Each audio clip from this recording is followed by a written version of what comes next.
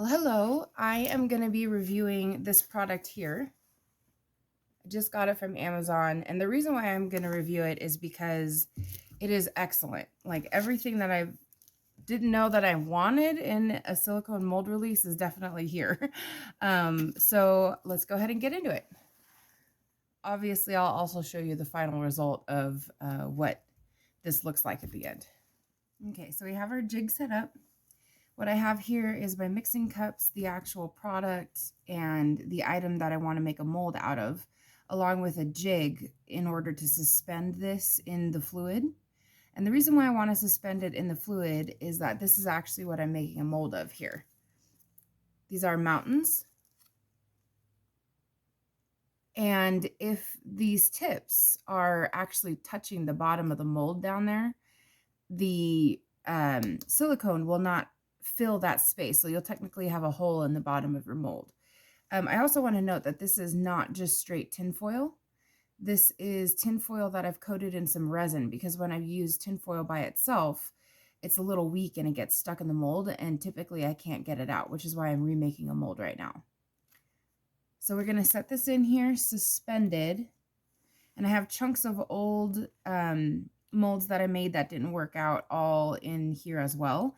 It will bind to the new mold material that we're going to pour today, which is really convenient because this stuff is not cheap. I don't like wasting any of it. So this is definitely a way to reuse it so that you can actually get all the value out of this volume of the rubber mold. So anyway, I'm going to go ahead and mix this. It's equal parts A and B.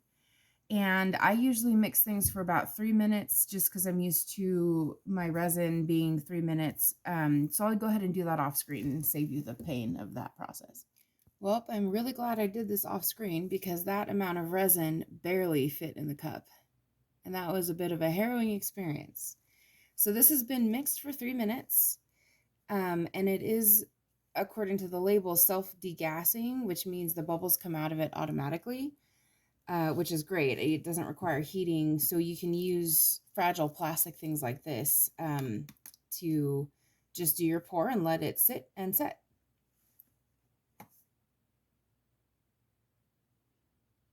I don't know, but I may need more than 1 cup of this.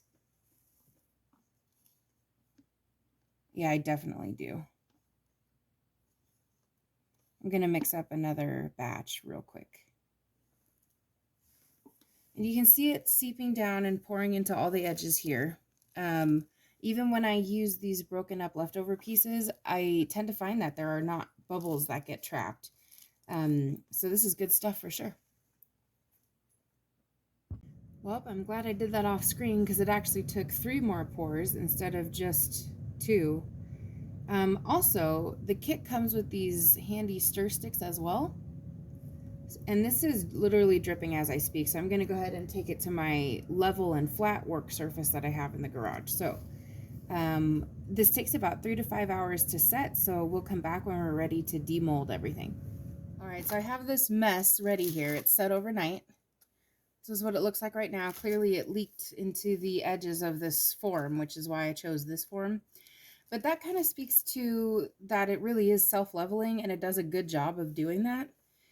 So now that I have it totally set, we're going to go ahead and peel it out of this. And if I struggle with it, I'll take it off screen and then show you the final result.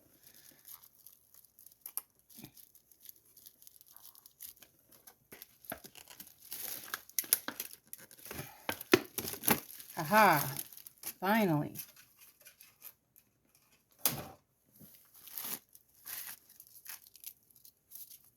Okay, so it's finally out of the actual mold. I'm going to trim these off and reuse these flat pieces. I can actually use them.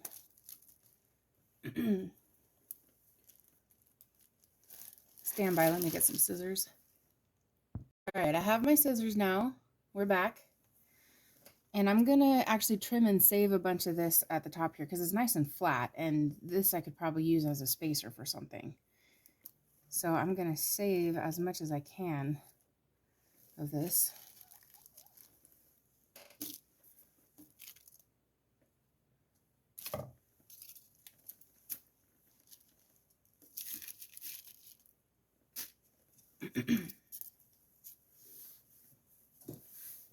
I'm going to remove as much of the debris that was holding the mold in place as I can.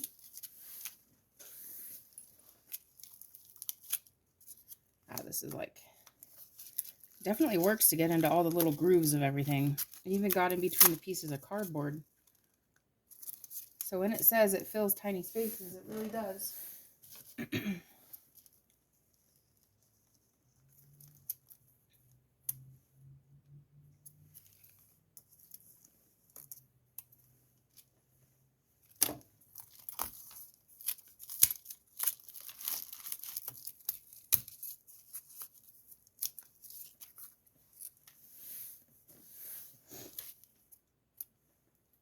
And it is strong, and you can see here, it really is ultra stretchy. Like, how far this goes is pretty impressive. It helps when demolding really detailed stuff like this, and like this. Okay, so now we're going to try to take our mold out and see what we're left with. Hopefully adding the resin to the tinfoil made it strong enough to be pulled out of here easily. The last time I did this, I did not add resin, and a bunch of tinfoil was left behind in all of the cracks, which was really disappointing. I even did a couple castings in resin in order to see if I could use the resin to pull the tinfoil out, and it still plugged up some of the finer pieces, so we'll see if this works or not. Also, I notice on this that we do have a teeny tiny hole here on the bottom because the mold contacted the bottom. This one is not so bad. This one has a layer over it, but this, I can feel it through the actual the silicone. So I know that this one's going to leak if I don't have a solution for this, but I have one. With the extra rubber, I made this piece here, which I can just stick on over, and I'm going to mix up some new silicone in order to make it watertight. I can also use some of the trimmings that we trimmed off of here to easily cover that hole up if I don't want to use my nice circular piece, but I have no other use for this, so I'm going to use this guy. Hopefully this won't be as bad as taking it out of the plastic.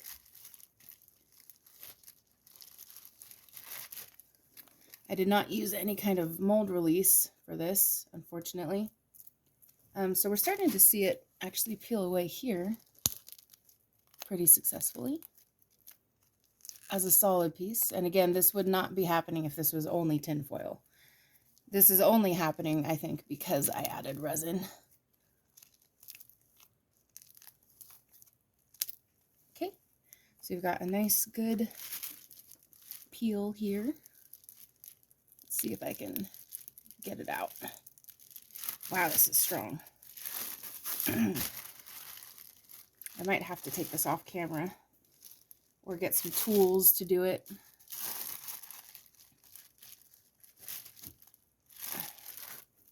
I really don't want to take this off camera because it's the most satisfying part.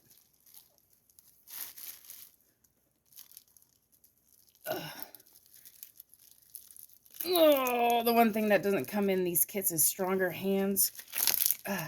There we go.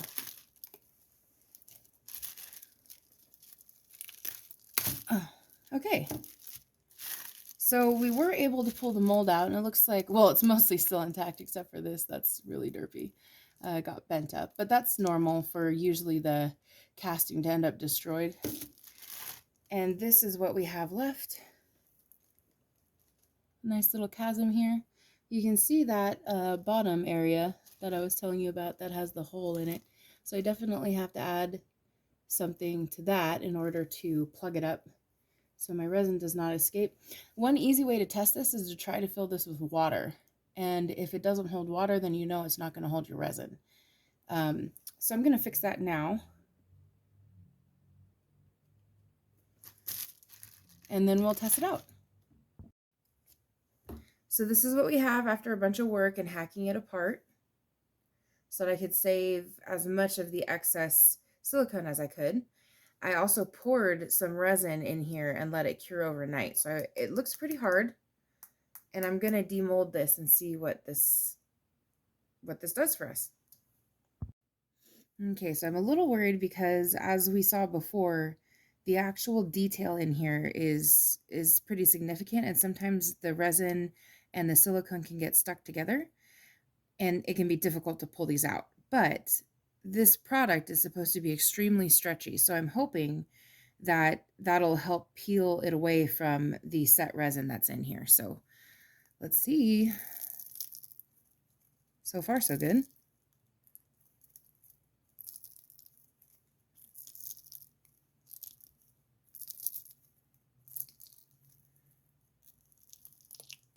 Looks like it's coming free. I'm gonna go ahead and pop this up and see if we can get this guy out.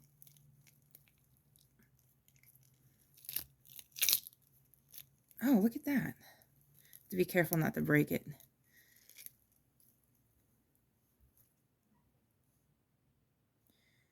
That looks pretty dang good to me. It's a little bit curved, as you can see when I turn it to the side. But I wonder if it's soft enough that I can, oh, I can correct that. Hey, I caught it just when it was hardening enough, but soft enough to flatten.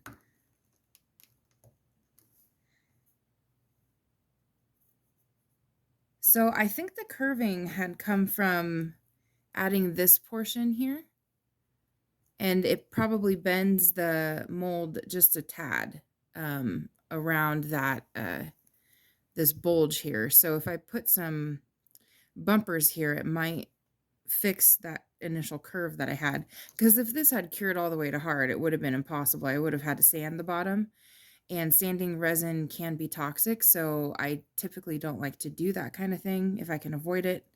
But it looks like the detail came out pretty good.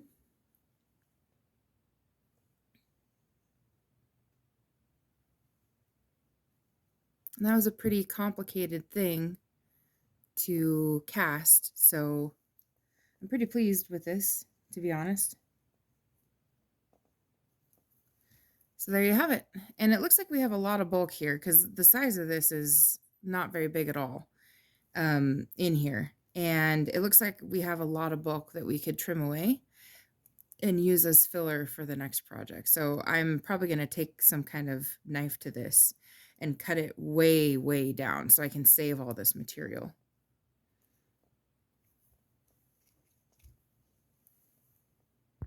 So overall, even though this kind of silicone is quite expensive, I think it did a great job with making very detailed casts, and it's quite strong. And you can trim back some molds in order to save on cost if you find it a bit too expensive. I think the kit itself is 65 bucks. I just bought a new kit actually because I used it up on some other items I was making last night. So definitely pricey, but very strong and very durable. And I think the box says that these silicone molds are due to last for at least a year after being used. So to me, that's a pretty good value, I think. Overall, I'm very pleased. Thank you for watching. I hope this was useful to you. So I was cleaning up my leftover pieces, and I'd forgotten this very thin piece that I had saved to demonstrate for you guys just how very strong this really is. Like, this stretches so far, and it's quite hard to break, actually. I can try to break it. Geez. Oh, this is gonna hurt. Okay. So it's very strong material. Again, even though this is a more expensive product that I would normally get for crafting things, I'm very impressed with it. This can be used for all kinds of things. So I thought that was worth to add on to the end. Sorry if that was a little violent or terrifying there while I was tearing it apart. But I think it's worth it to demonstrate that. Also, I do want to mention another thing about the quality of this silicone mold here is that, remember all the little bits and pieces I stuck in here? There are no air gaps like that I can see anywhere on this. So it really does self-level and then quote unquote degas, like get the bubbles out. really, really well. The whole time I've been cutting this apart to save the material, it's been great. It's been completely solid. No air gaps at all. There's knife marks in here from when I was cutting it, but not actual air gaps. Also, it's important to note I'm a cheapskate, and that's why I didn't get the adjustable forms that this company makes. There's these mold forms that you can adjust to whatever size or triangle you want for pouring your silicone. And so you don't have to go through the headache of cutting pieces off like I have here. But if my projects become big enough, I might get some of those. But for now, I'm just doing it the old honky tonk way of taking a little knife to it and trimming it. So anyway, I think that those are details that are worth mentioning about this product. Again, how very stretchy it is and that it really does degas. This is solid here. Like no bubbles, no imperfections that I could find. I did not use a vacuum chamber or anything like that. This was all just gravity. So anyway, thank you for watching, and I hope that all of this was valuable to you.